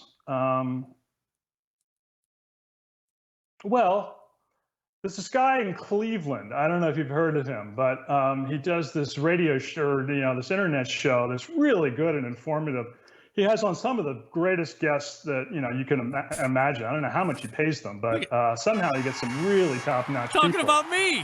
I just figured it out. You're talking. Look at this guy, man. This is why Jamie Provides is my favorite guest every time he comes on. There's no doubt about it. It's kind of an awkward question being put on the spot like that, and who knows what the Barbecue Hall of Fame really means to. Or that's why I like to just strip all the stuff away and just say, hey, who do you like? And I guess that kind of leads me into my next question is from a live fire heroes standpoint, like who is your mentor or who do you look up to when you think about writing a new cookbook or somebody that has inspired the way you cook or a style? Well, I got to tip my hat to Stephen Reichlin because when I was just a little lad, I was in cooking school just learning how to do this stuff in a very basic way. I read his, I think Barbecue Bible might have been the first one. Yeah. And it was eye-opening, I really loved the breadth of his information, the way that he wrote. He just had a great amount of authority and expertise. So I continue to watch his career, and he'll always be considered a mentor. I think my mentors now are not so much in the grilling and barbecue world, but maybe other food writers and chefs who are kind of breaking new ground. I'm thinking of people like Michael Pollan, who's written some really interesting stuff on food. Dan Barber, chef in New York, who's really doing some interesting things. My thing is kind of looking at those people and those kinds of restaurants and trying to sort of pull some of that perspective into the grilling and barbecue world rather than just kind of repeating what we've been doing for a long time. Jamie Proviance joining me here on the show. If you want to check out his website, jamieproviance.com, on Instagram and Twitter at Jamie Proviance. and grab a copy of the brand new book, Weber's Ultimate Grilling, a step-by-step guide to barbecue genius. Jamie, always appreciate the time that you give to the show, getting caught up, and hope to do it again soon. Great. Thanks, Greg. Thanks for what you're doing. There he is, Jamie Proviance, with the new book on the Fogo Charcoal Hotline, everybody. That's right. Weber's Ultimate Grilling, a step-by-step guide to barbecue genius. Hey, I as I said, I mean, I thought for sure it's a loaded question, of course. No, I don't want any part of competition. Most of the guys don't. As long as it's not anything wacky, Jamie said, I'm down. I agree. That's why I'm going to be doing a Steak Cook-Off Association event, as long as I don't forget, in wherever it is. Hartville, Ohio. That's right. I want to be doing that. I'm going to be changing the game down there in Hartville. It's going to be great.